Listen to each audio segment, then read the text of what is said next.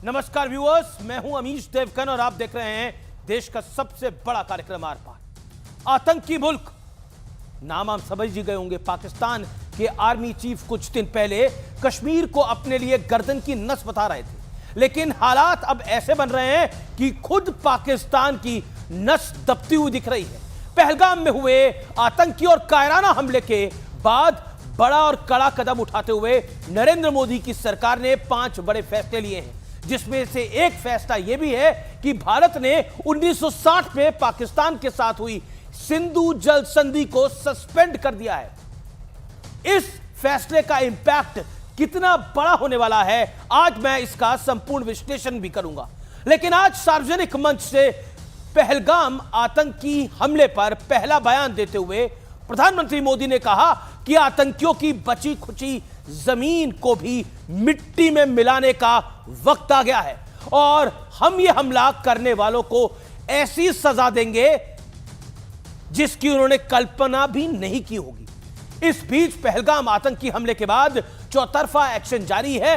विदेश मंत्रालय ने दिल्ली में आज अमेरिका, चीन, रूस, जापान, ब्रिटेन, इटली, जर्मनी समेत करीब 20 देशों के डिप्लोमेट्स को पहलगाम आतंकी हमले की संपूर्ण जानकारी दी है। इसके बाद विपक्षी दलों के साथ सर्वदलीय बैठक का दौर जारी है। उधर कायर पाकिस्तान भी भारत को गीदड़ भभकी देने में जुटा है। लेकिन आज सबसे बड़ा सवाल है, क्या पाकिस्तान पर अंतिम प्रहार का वक्त करीब आ गया है?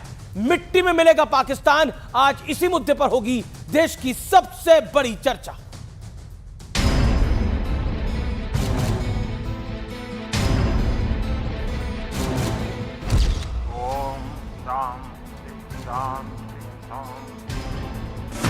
इस शांति पाठ के साथ ही भारत के बदले वाली क्रांति की शुरुआत हो चुकी है। जिन्होंने ये हमला किया है, उन आतंकियों को और इस हमले की साजिश रचने वालों को उनकी कल्पना से भी बड़ी सजा मिलेगी। अब आतंकियों की बची खुची जमीन को भी मिट्टी में मिलाने का समय आ गया है।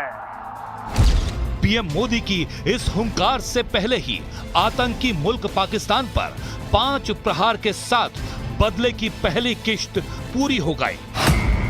पहली चोट आतंकवाद का समर्थन रोकने तक 1960 की सिंधु जल संधि स्थगित।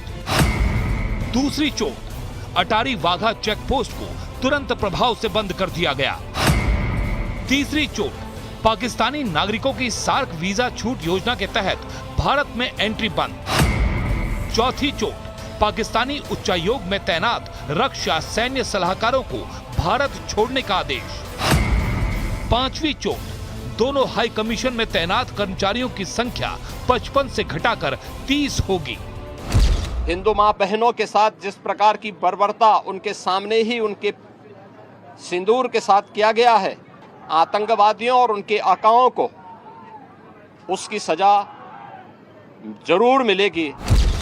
सिंधु जल संधि स्थगित करने से बिलबिलाए पाकिस्तान की गीदड़ भभकी भी सुन लीजिए। पाकिस्तान कोई 1971 का ये पाकिस्तान नहीं है जिसमें आप साजिशें करके पाकिस्तान को नुकसान पहुंचाएंगे। पाकिस्तान का आप कुछ बिगाड़ नहीं सकते, आई कैन अश्योर यू। और आपकी इकोनॉमी का बुरा हाल हो जाएगा, आप ये भी याद रखिए। इस बीच एक और बहुत बड़ा घटनाक्रम हुआ है। पाकिस्तान के खिलाफ आगे के एक्शन का ग्राउंड तैयार करते हुए भारत के विदेश मंत्रालय ने अमेरिका, चीन, रूस, जापान, ब्रिटेन समेत कई देशों के राजदूतों के साथ बैठक करके पहलगाम आतंकी हमले की पूरी जानकारी दी। इस बीच गृह मंत्री अमित शाह और विदेश मंत्री एस जयशंकर ने राष्ट्रपति द्रौपदी मुर्मू से मुलाकात की। तो सवाल है, क्या पाकिस्तान को पुख्ता सबक सिखाने की पूरी तैयारी हो चुकी है? आज इसी मुद्दे पर भारत और पाकिस्तान के पैनल के बीच होगी सबसे बड़ी बहस। मिट्टी में मिलेगा पाकिस्तान। मिट्टी में मिलेगा पाकिस्तान। और अब आर पार का विश्लेषण देख लेते हैं। पाकिस्तान के प्राण सुखाने वाले फैसलों का विश्लेषण। फैसला 1960 की सिंधु जल संधि स्थगित। इसका असर क्या होगा? पाकिस्तान की 80% सिंचाई सिंधु नदी पर निर्भर है, यह पहला असर है। दूसरा असर है कई हाइड्रो पावर प्रोजेक्ट पर इसका इंपैक्ट है, असर है बिजली उत्पादन 30 से 50% घटेगा। ये नंबर देखिए, 30 से 50%। आइए तीसरा असर क्या है? पाकिस्तान के पंजाब सिंध में पीने के पानी की किल्लत होगी, यानी दाना पानी को मोहताज होगा पाकिस्तान। 1960 की सिंधु जल संधि जो स्थगित एक फैसला है, उसके 3 बड़े असर बता रहा हूं मैं। बड़े देशों के राजदूतों को आतंकी हमले की संपूर्ण जानकारी दी गई। आतंकवाद के मुद्दे पर पूरी दुनिया में एक्सपोज होगा पाकिस्तान, ऑलरेडी है, अलग थलग है, इसलिए पाकिस्तान नंगा है हम कहें। अब बढ़ता हूं मैं आगे। पाकिस्तान से कारोबार पर रोक, और इस खबर के साथ ही पाकिस्तान के शेयर बाजार में 2% से ज्यादा की गिरावट हमें देखने को मिली है। पाकिस्तान की अर्थव्यवस्था वैसे बहुत कमजोर है, बड़ी लचर है, और अगर कोई वॉर जैसी सिचुएशन होती है तो पाकिस्तान निस्तेनाबूद हो जाएगा फाइनेंशियली। तो आइए बढ़ते हैं बड़े सवाल की तरफ। बड़ा सवाल, बड़ा प्रश्न यह है कि पाकिस्तान पर सबसे बड़े प्रहार का ब्लूप्रिंट तैयार हो रहा है। आज ये मूल बड़ा प्रश्न है। मेरे साथ बात करने के लिए आज इंडिया से पैनलिस्ट हैं और पाकिस्तान से भी पैनलिस्ट हैं। मेरे साथ RSN सिंह हैं, रक्षा विशेषज्ञ हैं जाने माने। मेरे साथ रिजवान अहमद हैं, उनका अभिनंदन है। मेरे साथ इस चर्चा में शहजाद पूनावाला है, जो कि रूलिंग पार्टी है इंडिया की, भारतीय जनता पार्टी, उसके प्रवक्ता हैं। मेरे साथ आरजू काजमी है, पाकिस्तानी पत्रकार हैं। कमर चीमा, रक्षा विशेषज्ञ पाकिस्तान से, और नेता PTI के अब्दुल समद याकूब हैं, वो भी हमारे कार्यक्रम में शामिल हो रहे हैं। लेकिन इस चर्चा की शुरुआत में करता हूं रिजवान अहमद आपसे। रिजवान अहमद, धार्मिक एंगल पर आतंकी हमला और धर्म पूछकर, कलमा पढ़वाकर आतंकी हमला शायद भारत में इससे पहले नहीं हुआ। जी शुक्रिया, जय हिंद, वंदे मातरम। और सब कॉन्टिनेंट में भी नहीं हुआ। पहले तो जी हाँ, सबसे पहले तो जो वो बात है, तेरा मेरा रिश्ता क्या, ला इलाहा इल्लल्लाह, तो देखिए मैं भी ला इलाहा इल्लल्लाह पढ़ता हूं, और जो मारने आए थे वो भी इसी रिश्ते के थे, तो मेरे रिश्तेदार थे वो। तो भारत के हिंदुओं से, और ख़ास तौर से जो परिवार जिनके नुकसान हुए हैं, उन हिंदुओं से मैं बतौर मुसलमान माफ़ी मांगता हूं, क्योंकि तेरा मेरा रिश्ता क्या, ला इलाहा इल्लल्लाह, यानी जो मारने आए थे वो मेरे रिश्तेदार थे। अगर ये नारा और ये नारे का बाजा जितने भी देश के मुसलमान बजाते हैं, तो आज उनमें से आपको किसी को बुलाना चाहिए था, तो मैं उनसे यही पूछता कि ये जो मारने के लिए आए थे, ये तेरे रिश्तेदार थे या नहीं थे ला इलाहा इल्लल्लाह के हिसाब से, और तू इस नाते हिंदुओं से माफ़ी मांगेगा या नहीं मांगेगा। खैर, मुझे बड़ा अफसोस है कि इस तरह का कोई आज मुझे मिला नहीं, पहली बात। दूसरी बात, जो एक कश्मीरी मुस्लिम आदमी इसमें शहीद हुआ है, Syed Adil Hussain, if I am right, जिसके लिए यह कहा जा रहा है कि वो वहां पे रुका रहा, कहा जा रहा है कि उसने बंदूक छीनने की कोशिश की। तो अगर मैं मान लूं कि उसने बंदूक छीनने की कोशिश की, तो वो इस वजह से मारा गया क्योंकि उसने बंदूक छीनने की कोशिश की।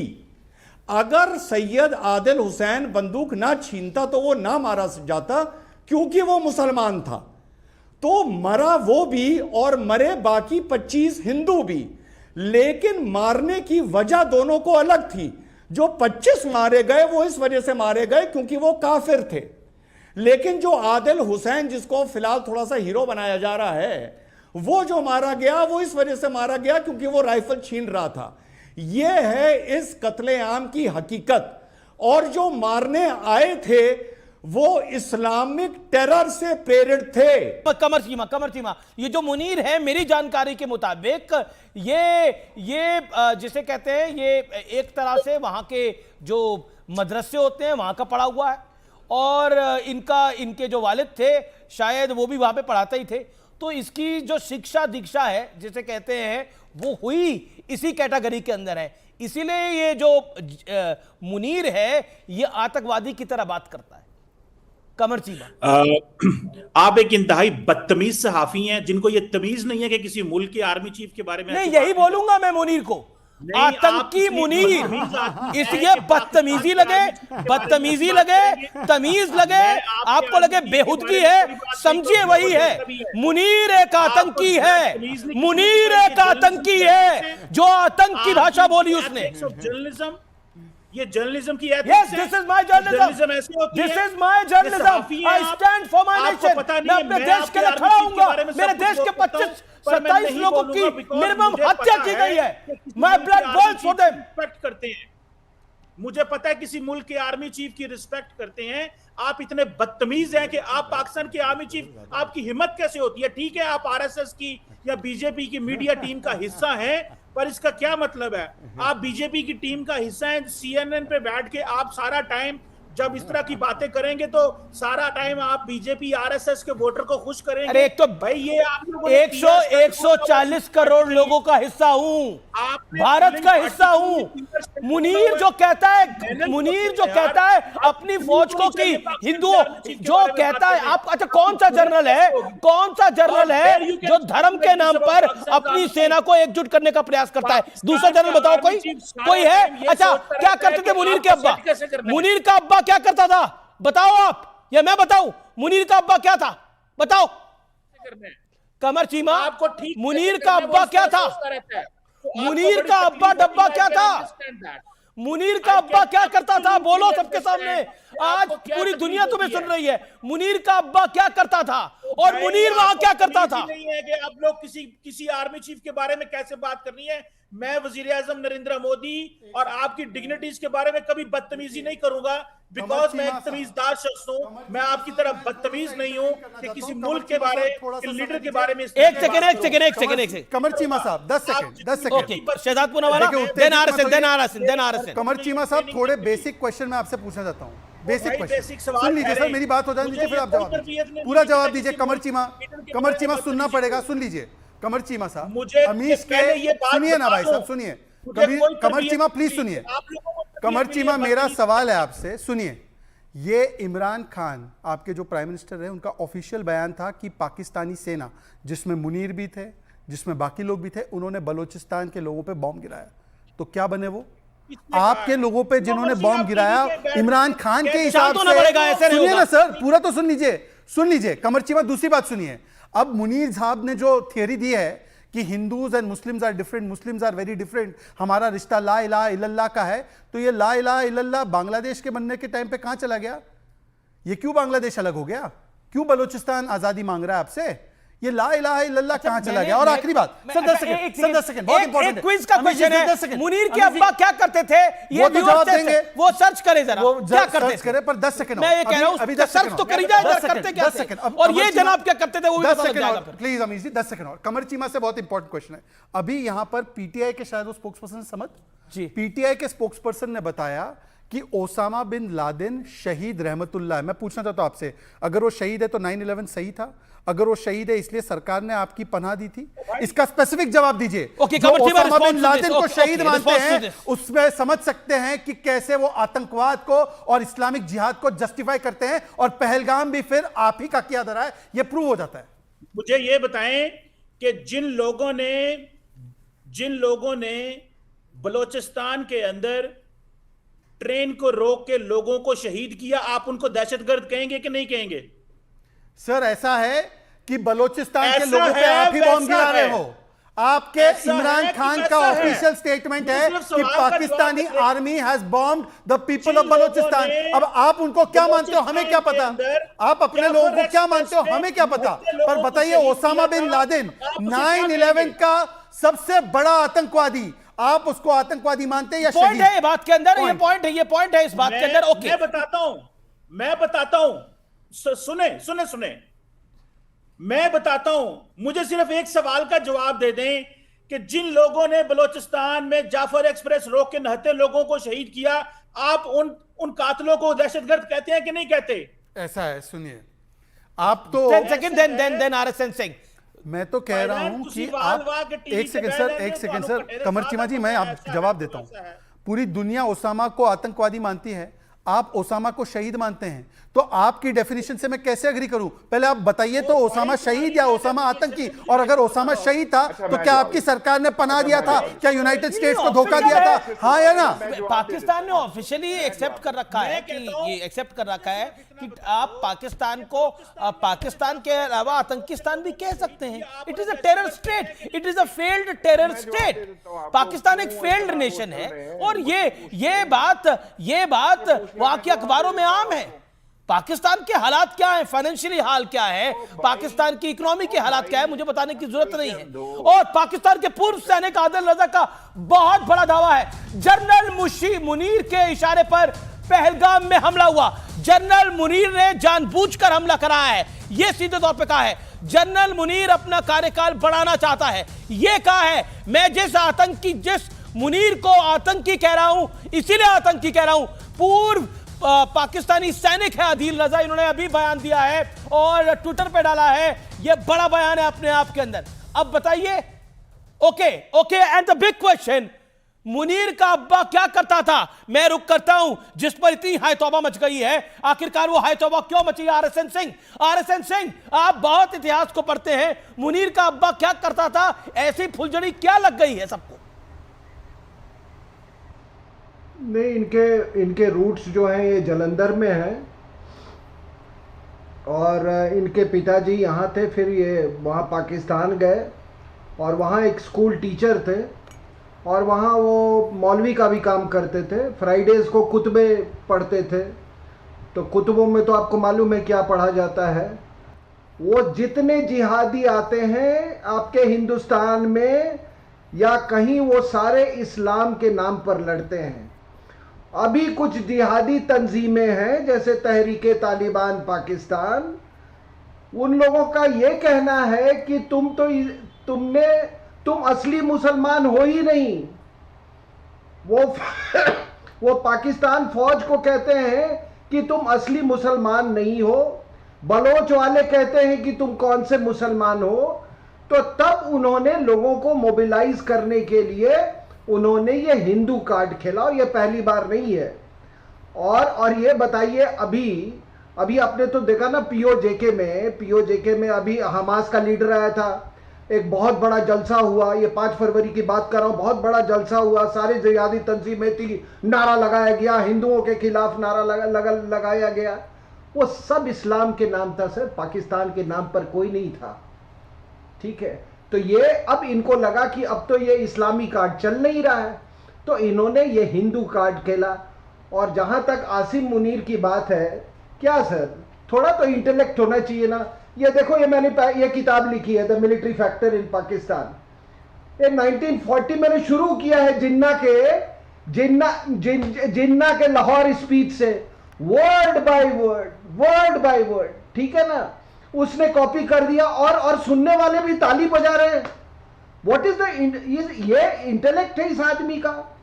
और इसने, आप हिंदुओं के खिलाफ आप बोल रहे मेरी तारीख अलग है, मेरी नस्लें अलग है, हमारा कैलेंडर अलग है, हमारा संस्कृति अलग है। तो ये बताइए कि जो पाकिस्तान में हिंदू है उनकी क्या संस्कृति है? ओके, जवाब जब ये भाषण दिया, उसके तुरंत बाद उसके बाद एक अटैक हुआ वहां पर हिंदू लीडर पे। बिल्कुल सही बात आप कह रहे हैं। अब्दुल समद याकूब, आरएसएन की बात का जवाब। और ओसामा को शहीद कह रहे हैं, तो अमेरिका पे जो टेरर अटैक था उसको भी अब जायज बता रहे हैं। देखें, पहली बात, तालिबान आपके नजदीक दहशतगर्द थे, हक्कानी आपके नजदीक दहशतगर्द थे। आपने कहा दहशतगर्द थे ना, आपने कहा टेररिस्ट थे। आज आप उनके पैरों में पड़े हुए, चरणों में पड़े हुए हैं। इंडिया तालिबान के चरणों में पड़ा हुआ है। तो आप ही तो नारा लगाते थे कि हंस के लिया है पाकिस्तान, लड़के लेंगे हिंदुस्तान। तो ये कौन सा आप सैक्रिफाइसेस की बात कर रहे हैं? जहां रहा तालिबान की बात, वहां पर हम ह्यूमैनिटेरियन रिलीफ हम पहुंचाते हैं। आपके पास तो खाने को खाना नहीं है, तो वो हमारी तरफ देखते हैं, तो हम उनके लिए हम ये करते हैं। लेकिन आपको तो हमने पानी दिया, आपको पानी पिलाया, और अब हमारा पानी पी पी के हमारे खिलाफ आपने जिहाद किया। और सर, आप जो कह रहे हैं ना कि आपका चीफ बहुत प्रोफेशनल है, अगर वो प्रोफेशनल होता तो इस कॉन्टिजेंसी के लिए भी वो केटर करता। ओके अब्दुल समद करता। Okay RSN, you made your point. Abdul Samad 40 second, then Rizwan and then Shahzad. Okay Samad. Nelson Mandela आपके लिए टेररिस्ट था? UN designated terrorist. You have declared Nelson Mandela terrorist for 27 years. एक सेकंड, आप टेररिस्ट कहते थे उसको। इंटरवीन करना चाहता हूं। सबसे बड़ा हीरो कौन है? समझ साहब एक सेकंड समझ साहब, आपने अभी कहा कि यूएन ने नेल्सन मंडेला साहब को टेररिस्ट घोषित किया था। आप मुझे वो यूनाइटेड नेशंस का डॉक्यूमेंट या डेजिग्नेशन का ऑर्डर या जो उनका रेजोल्यूशन है वो बता दो। यूनाइटेड नेशंस का बोल रहा हूं, आपने यूएन बोला है, कोट अनकोट अभी यूएन बोला है। दूसरी बात, आप मतलब नेल्सन मंडेला की तुलना ओसामा बिन लादेन से कर रहे हैं। साउथ अफ्रीका के लोग देखे कि पाकिस्तान के लोग और पाकिस्तान के पॉलिटिकल जो एजेंट्स है वो नेल्सन मंडेला की तुलना ओसामा बिन लादेन से कर रहे हैं। कह रहे हैं कि ओसामा बिन लादेन भी शहीद है और ओसामा बिन लादेन को भी टेररिस्ट घोषित कर दिया गया था। और यूनाइटेड नेशंस ने, आप बता दीजिए कौन से यूनाइटेड नेशंस के रेजोल्यूशन से घोषित हुआ था, बता दीजिए। यूनाइटेड नेशंस का रेजोल्यूशन बताइए। कोर्ट कीजिए। बड़ा अलर्ट है, सियालकोट रावलपिंडी में पाकिस्तान ने अलर्ट जारी कर दिया है। सूत्रों के हवाले से बड़ी खबर है, सैनिकों को बंकर में रहने के लिए बोला है। ये बड़ी खबर है इस समय की।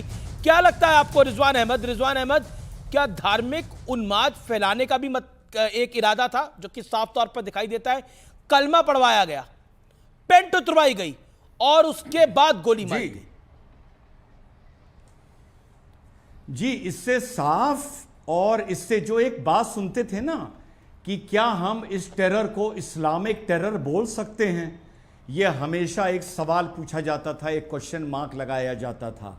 तो जो ये सवाल पूछते थे, आज उनसे हम सवाल पूछते हैं कि ये जो हमारे पहलगाम में हुआ है, ये अगर इस्लामिक टेरर नहीं है तो फिर इस्लामिक टेरर इसके अलावा क्या है? और जो आप कहते हैं पूरी दुनिया में इस्लामोफोबिया है, वो इस्लामोफोबिया इस वजह से है जो पहलगाम में हुआ है। अभी अमित जी थोड़ी देर के लिए चीमा साहब ऑफ द एयर हो गए थे। उन्होंने एक सवाल पूछा था, उसका जवाब दे दूं। इन्होंने कहा था कि आप बलूचिस को टेररिस्ट मानते हैं? तो चीमा भाई, बड़ी जिम्मेदारी से बता रहा हूं, एक होता है टेररिस्ट, एक होता है टेरर की विचारधारा। हम पाकिस्तान में, मैं बता रहा हूं यहां पर, मैं पाकिस्तान की आर्मी को भी टेररिस्ट मानता हूं, ISI को भी टेररिस्ट मानता हूं, बलूच को भी टेररिस्ट मानता हूं, तुमको भी टेररिस्ट मानता हूं, और जो दूसरे गेस्ट बैठे हैं उनको भी टेररिस्ट मानता हूं। सिवाय पाकिस्तान के गैर मुसलमानों के मैं सबको टेररिस्ट ही मानता हूं। तुम लोग की विचारधारा सबकी एक है। देखिए, ऐसा है कि अभी समद साहब ने ये नहीं बताया अभी तक कि नेल्सन मंडेला को कब यूनाइटेड नेशंस ने घोषित किया था। मैं दूसरा सवाल पूछ लेता हूं उनसे और कमर चीमा से। आपके यहाँ पे जो पूर्व सैनिक है वो झूठ तो नहीं बोलेगा? आपके पूर्व सैनिक है मिस्टर राजा, जो कहते हैं कि आदिल राजा ने कहा है कि मुनीर ने ही ऑर्डर किया है जो अटैक हुआ है पहलगाम में। अब मुझे बताइए कि क्या वो झूठे हैं